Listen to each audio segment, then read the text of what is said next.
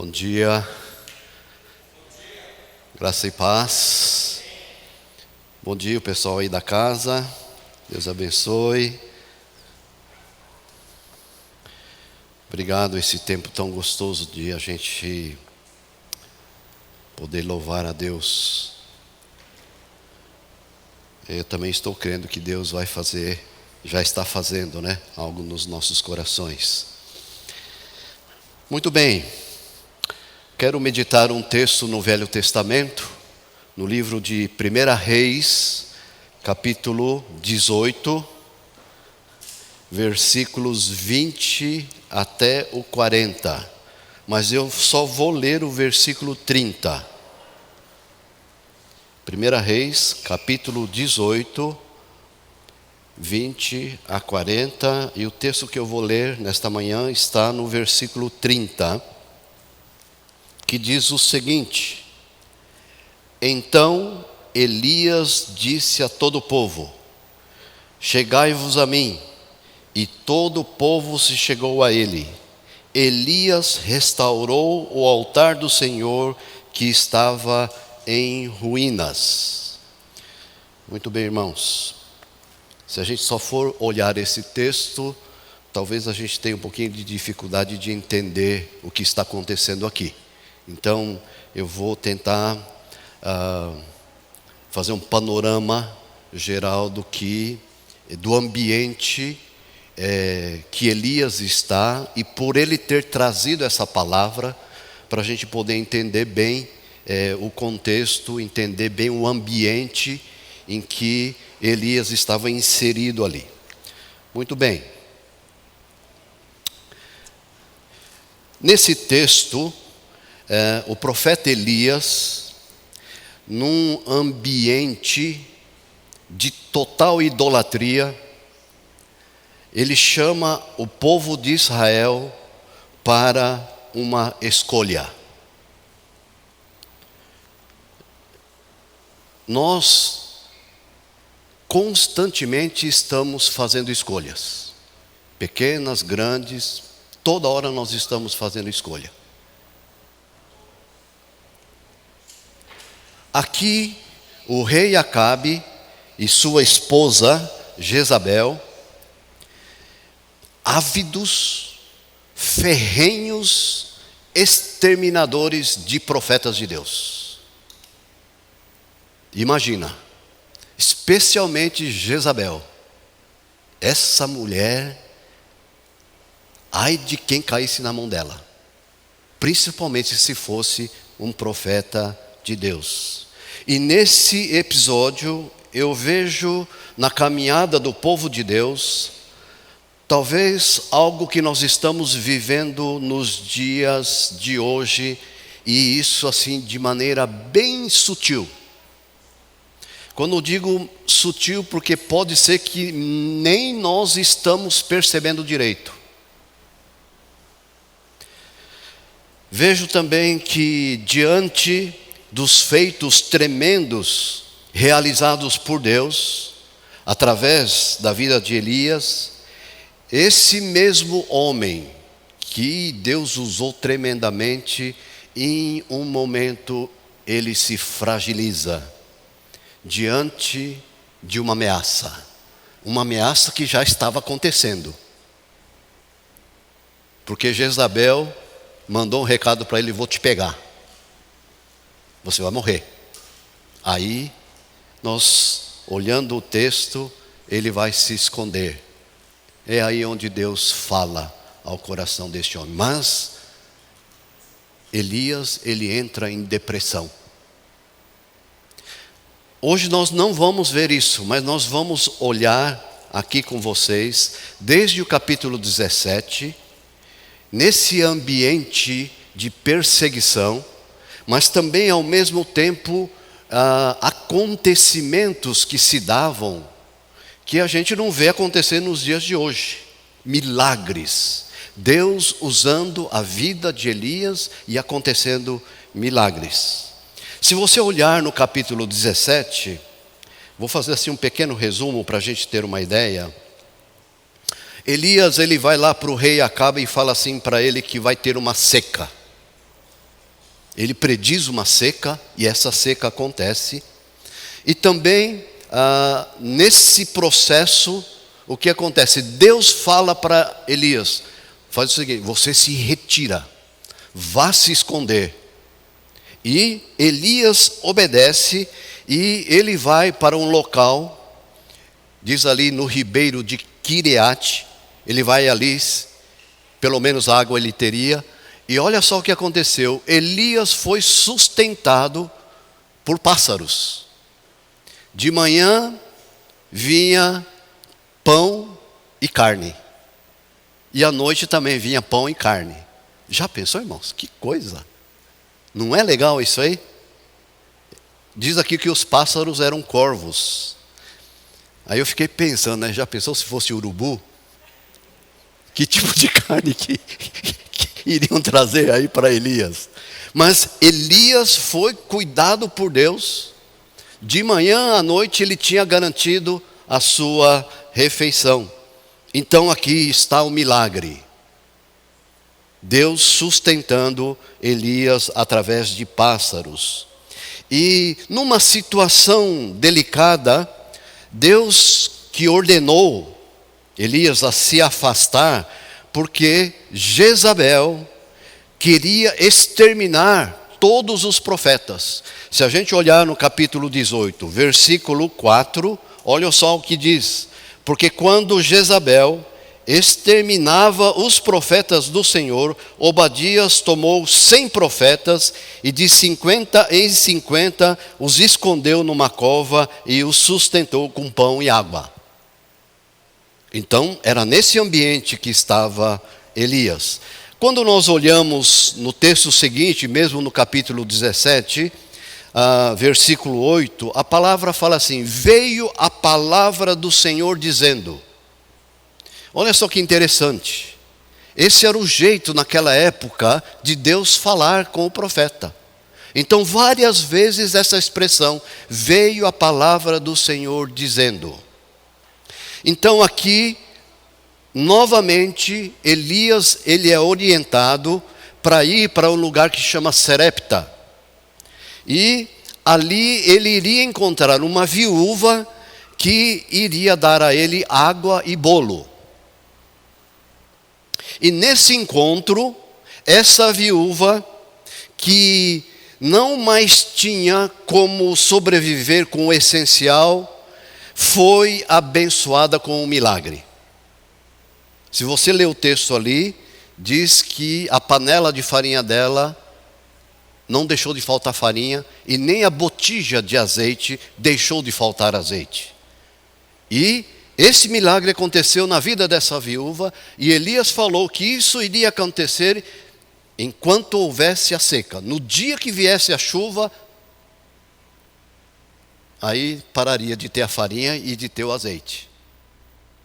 Olha só, esse milagre aconteceu com essa viúva, e impressionante, essa viúva idólatra reconhece: este é um homem de Deus, onde a sua palavra é verdade. E nessa mesma casa, o que acontece? O filho dessa viúva adoece e acaba morrendo. Dá uma lida, é muito legal.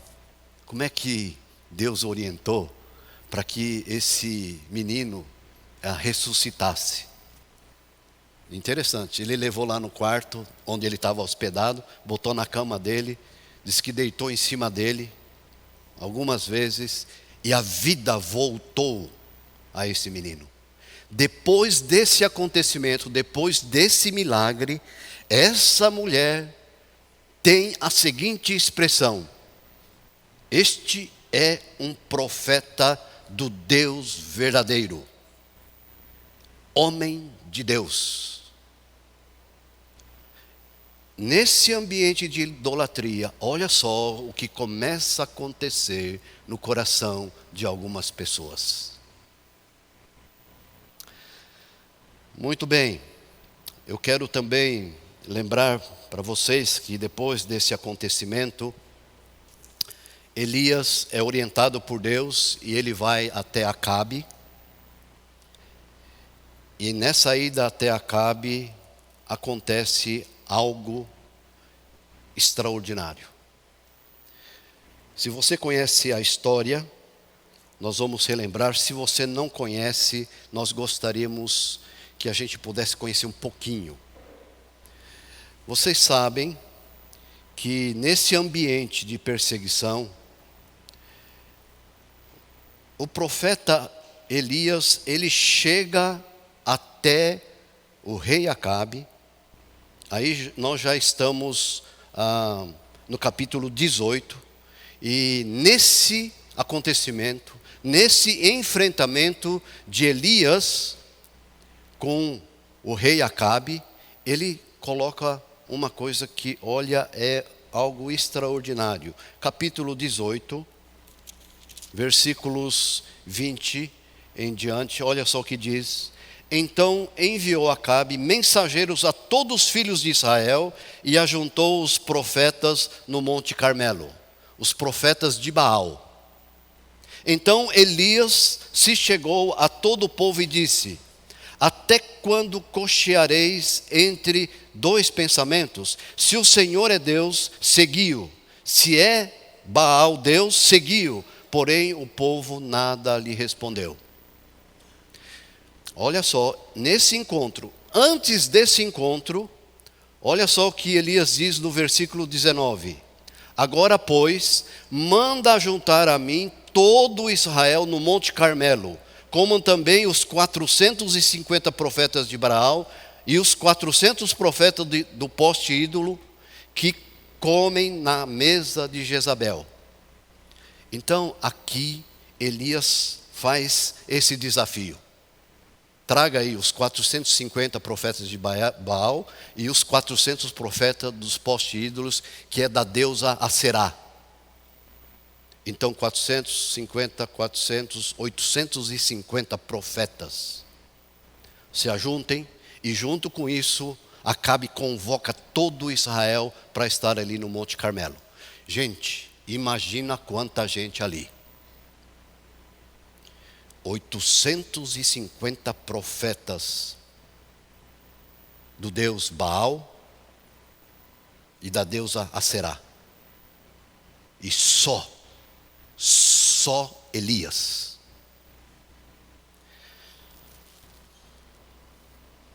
Acho que a gente ia tremer, né, com um negócio desse. Aí, olha só que coisa extraordinária.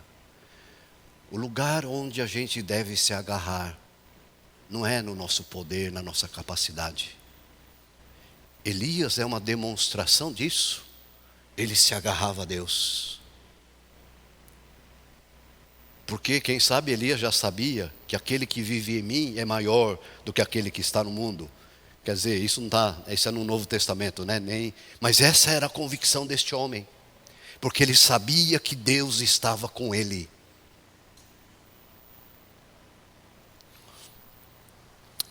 Aí, olha só o que aconteceu. O desafio foi: vocês, os profetas, montam um altar, pega o cabrito, coloca lá em cima, mas não ateia fogo. Eu vou fazer a mesma coisa, Elias falando. E olha só.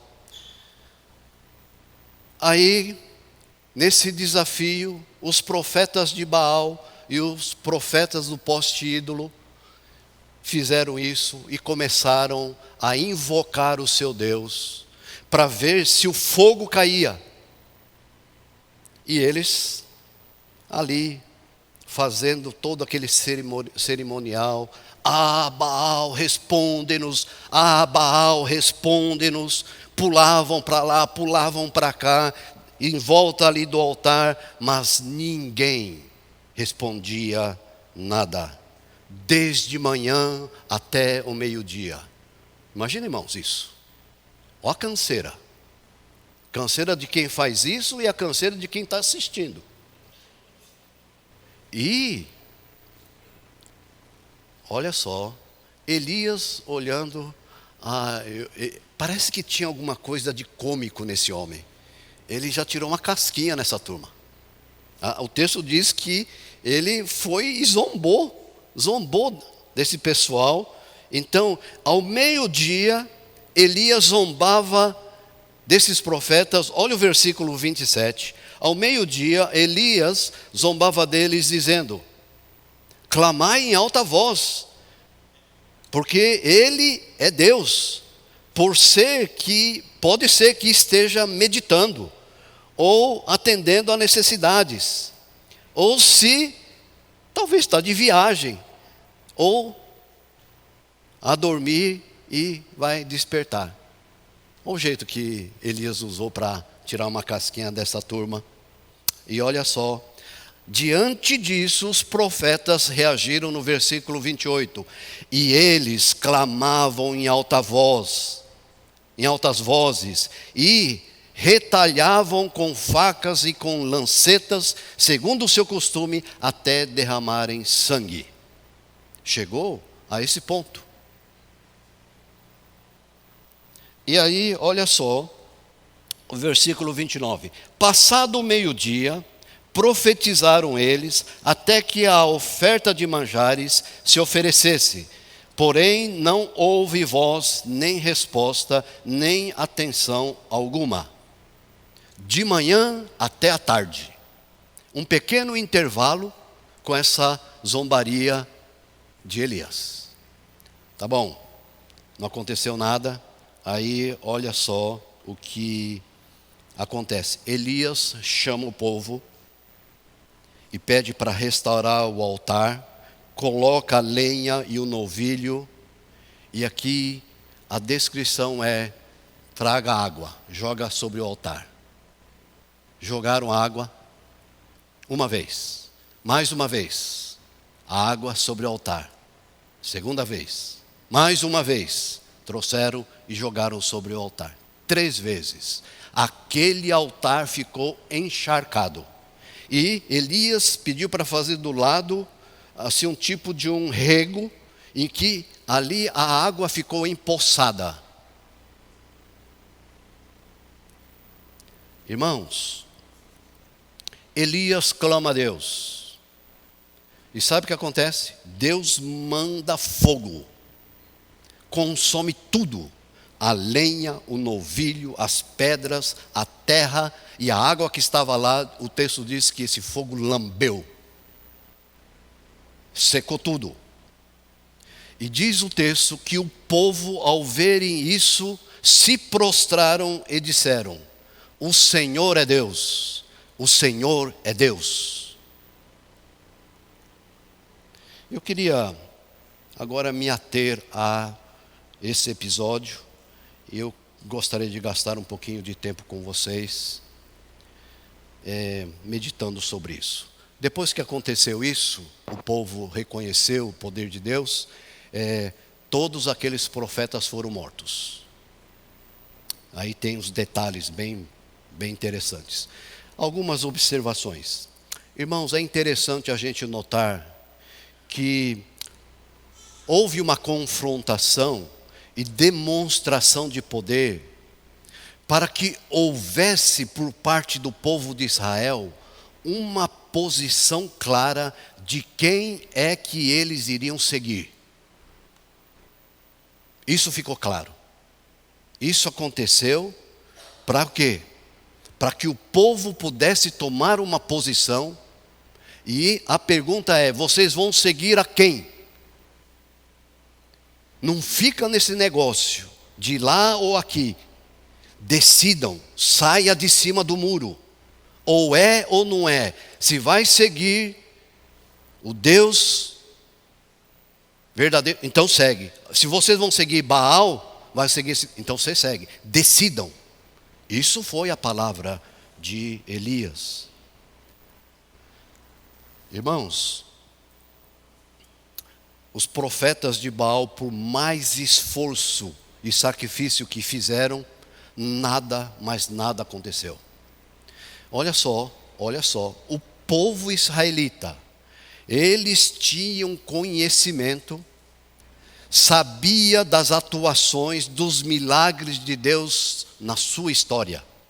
Eles sabiam. E eu fiquei meditando sobre isso, achei algo assim que, poxa, isso que interessante. Passam gerações e nós não temos garantia da perpetuação da fé dos antigos. Certamente ajuda. O meu avô foi cristão, meu bisavô foi cristão, meu pai foi cristão, hoje eu sou um cristão. Isso acontece, graças a Deus. Mas isso não garante a perpetuação. Porque quantos que tiveram seus avós, seus bisavós, cristãos comprometidos, mas hoje tem pessoas, os netos, os bisnetos, não estão nem aí. Isso me faz meditar que a fé em Cristo e a fé na palavra de Jesus, ela é individual. Não é porque os meus avós são cristãos que necessariamente eu sou. A fé, irmãos, é fruto de um encontro pessoal com Cristo, onde eu e mais ninguém tomo a decisão reconhecendo que sou pecador e que preciso de Deus. E num ato de fé, recebo a Cristo e o sacrifício que Ele fez por mim como meu Senhor e como meu Salvador. Então, irmãos, precisa haver um encontro pessoal, uma experiência única com Cristo. Foi isso que o povo de Israel experimentou. Viu o mover de Deus. Olha só, que antes do fogo cair sobre o altar, Elias, ele precisou fazer uma coisa. A ação necessária foi restaurar o altar, conforme o versículo 30 que nós lemos. E é nesse contexto que está esse versículo. E eu gostaria de meditar com vocês sobre esse tema, restaurando o altar de Deus na minha vida. Muito bem, irmãos, essa aqui foi a introdução, hein? Já são 11 horas. Vamos lá. Deixa eu perguntar, como é que está o altar de Deus na tua vida?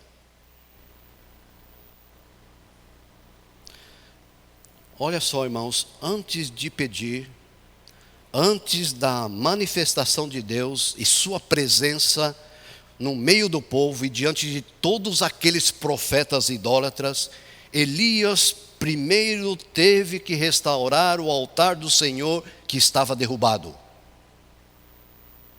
Essa era a fotografia da situação espiritual do povo de Deus. Irmãos, quando o altar de Deus em nossas vidas está derrubado, está em escombros, certamente um outro altar vai surgir, vai ser levantado em nossas vidas. E nesse altar que vamos fazer, que vamos apresentar os nossos sacrifícios, é nesse altar. Por isso a pergunta, como é que está o altar na tua vida?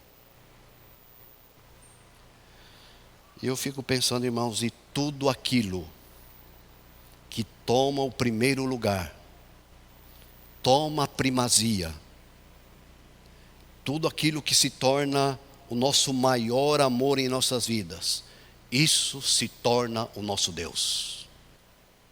E é nesse altar que nós vamos adorar. Aí, irmãos, nós quebramos o primeiro e grande mandamento de Deus, que qual é? Amarás o Senhor teu Deus de todo o teu coração. E olha só, irmãos, é interessante a gente notar que esse foi, na verdade, sempre foi um grande problema para o povo de Deus, a questão da idolatria. E não é de menos que quando Deus manda os 10 mandamentos, qual que é o primeiro mandamento lá? Não terás outros deuses diante de mim. Não adorarás a esses deuses. E quando a gente olha o livro de Reis e Juízes, nós percebemos claramente que nesses tempos o rei, sempre aquela menção, esse rei fez o que era mal perante o Senhor. O que era isso? É porque esses reis estavam em idolatria, ou eles não derrubaram os postes ídolos. E por causa disso, o juízo do Senhor vinha sobre esse povo. E uma das coisas que quando você lê, acontece assim repetidamente. Quando o povo de Deus ia guerrear contra o inimigo, e se isso estava acontecendo, a vitória não acontecia.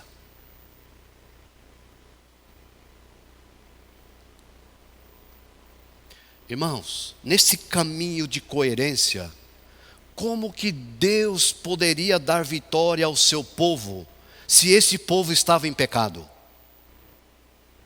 Como que Deus poderia fazer isso? Como que Deus poderia dar vitória ao povo que estava em pecado?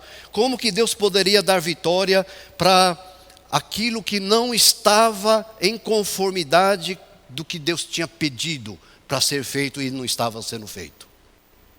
Agora a gente traz isso para as nossas vidas também. Irmãos, quantas vezes a gente reclama: puxa, essa vida está uma droga. Puxa vida, parece que Deus não me abençoa mais. Por que acontece isso comigo? Por que não está vindo nenhum emprego? Tem gente que fica doente toda hora em casa. E eu vou até para a igreja. Eu dou até o meu dízimo. Mas irmãos, olha só, quem sabe pode até ser que são coisas como estava acontecendo com o povo de Deus. Pode ser um religioso, mas não está obedecendo o que esse Deus está pedindo para ser feito. E como é que Deus pode abençoar? É incoerente isso. Deus não pode se compactuar com isso.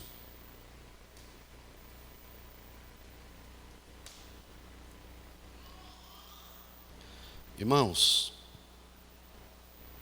será que o altar a Deus em nossas vidas está derrubado e precisa ser restaurado? O Senhor não aceita um coração dividido. O povo deveria escolher entre o verdadeiro Deus e o falso Baal. Hoje, irmãos, Deus não quer um coração pela metade. Não dá mais para ficar em cima do muro. É ou não é?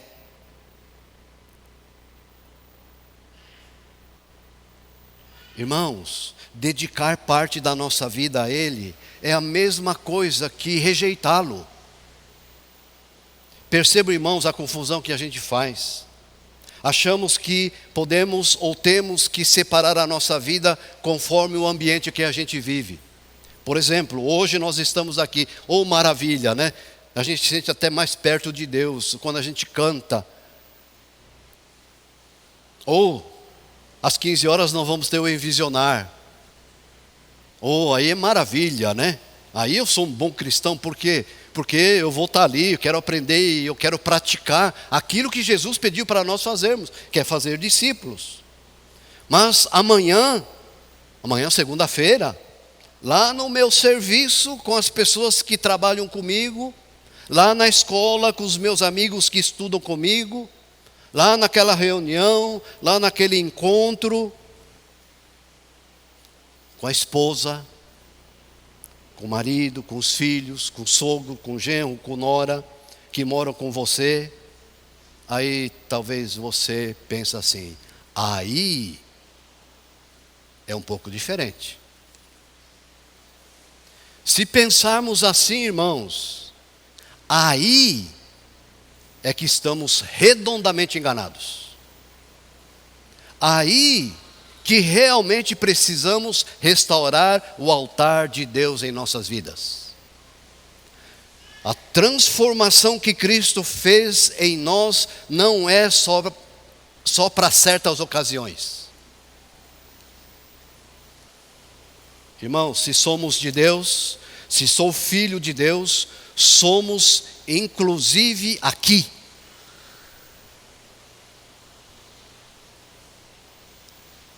Eu tenho certeza absoluta. Eu sou filho do senhor Mikio Hashimoto e da dona Yukino Hashimoto. Eu sou filho. Meu pai já faleceu. Mesmo ele falecendo, eu tenho essa convicção. Sou filho dele.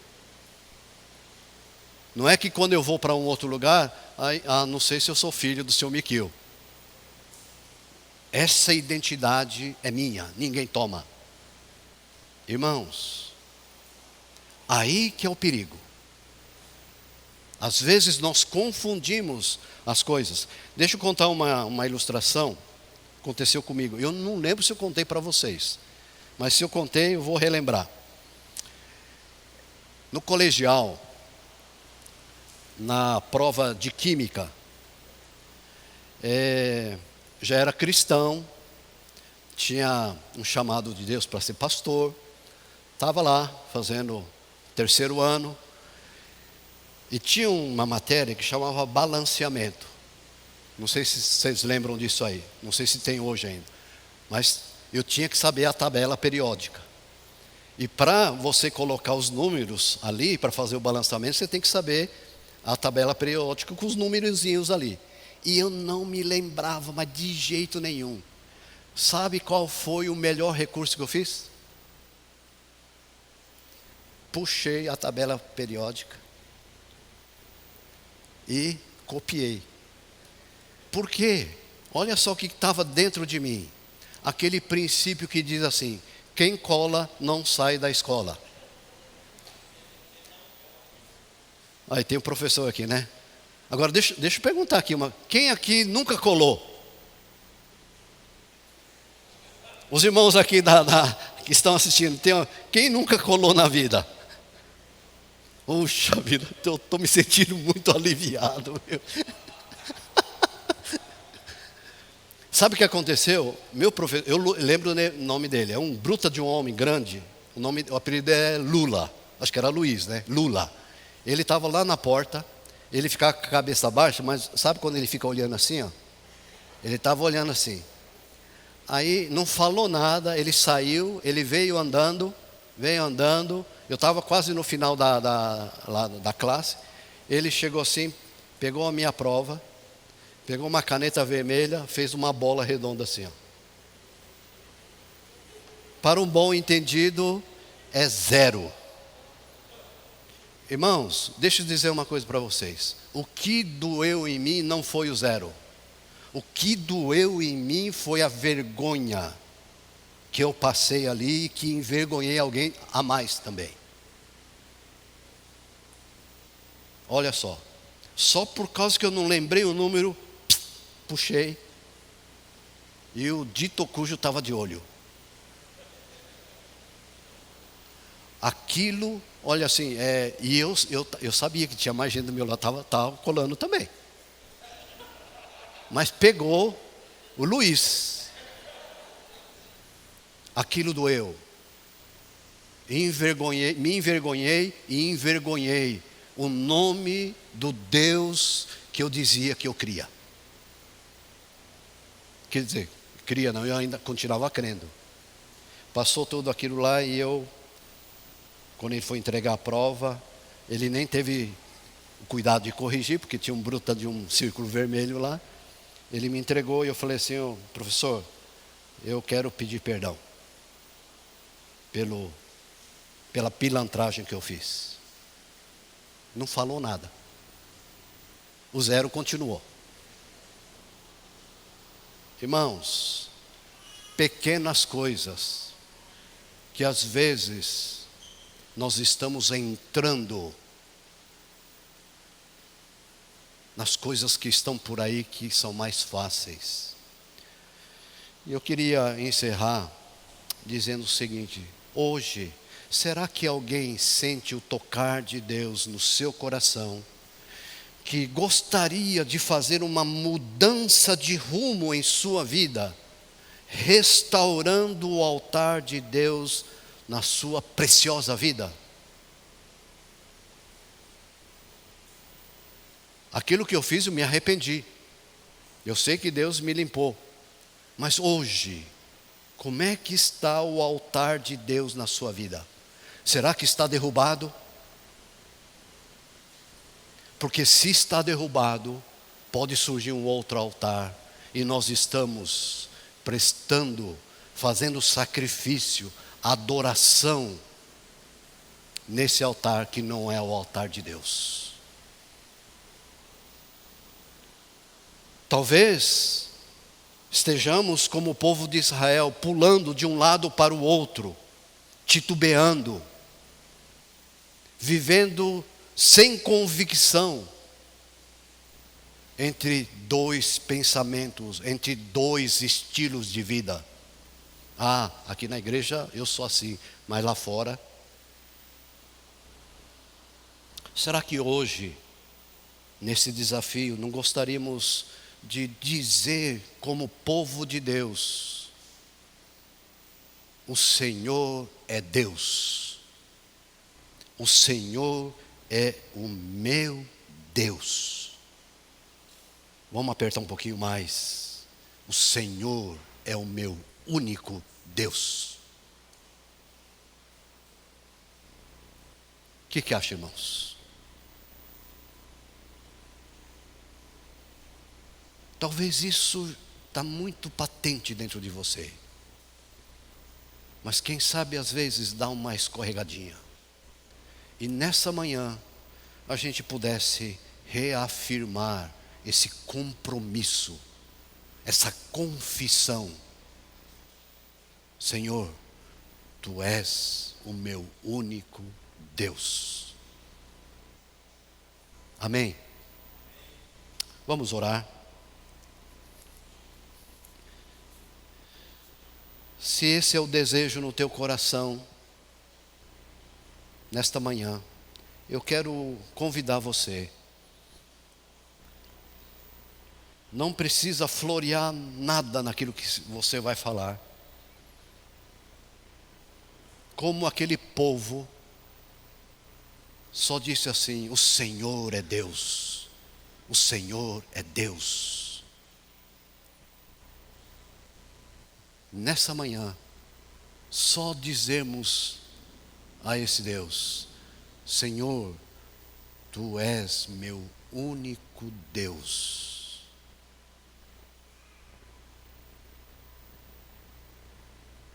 Se o Espírito Santo está falando no teu coração, se algum outro tipo de Deus entrou no trono da tua vida, a única coisa que nós podemos fazer é nos arrepender. Vamos nos arrepender. E essa oração será a oração que nós estamos demonstrando o nosso arrependimento. Senhor, o Senhor é o meu único Deus. Nosso Deus e nosso Pai, obrigado a Tua misericórdia que é derramada abundantemente nas nossas vidas, apesar de nós. Oh Senhor, quão somos inconstantes, mas o Seu amor alcança até aquele mais inconstante e dá a oportunidade de voltar à Tua presença. Senhor, como o Teu povo viu tantas coisas acontecer, e ó Deus, muitas coisas também acontecendo na vida de cada um aqui, o qual a gente não pode deixar de reconhecer que existe um Deus. Senhor, se tem alguém aqui com alguma dúvida, ó Senhor, eu quero pedir no nome de Jesus, que o Senhor faça um milagre na vida dessa pessoa. E ó Deus, e com isso possa levá-los aos Teus pés e reconhecer que o Senhor é Deus. E nesta manhã, nós como igreja, nós queremos dizer ao Senhor: Senhor, Tu és o nosso único Deus. Louvado seja o Teu nome. Nós oramos, nós agradecemos, no nome e por amor de Jesus. Amém. Amém. Amém, irmãos. Vamos nos colocar de pé.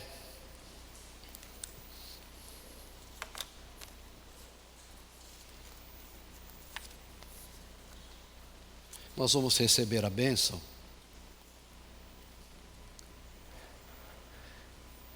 Quem está aí entre família, Tá? Podia dar a mão, né?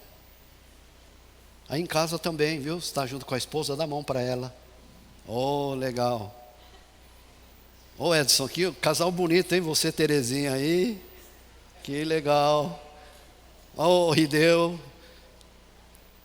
E a maioria está com o vídeo desligado, hein? Mas tudo bem. Tá? Ó, o seu Yuzuro, a dona Aparecida. Nós vamos receber a bênção.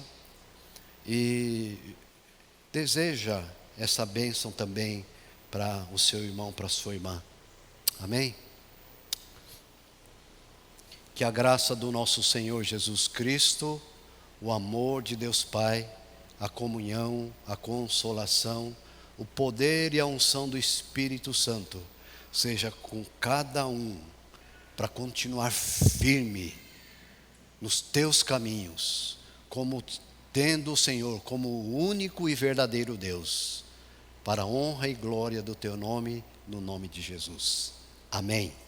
Amém. Amém, irmãos. Obrigado. O pessoal aqui vai ter um tempinho para se confraternizar.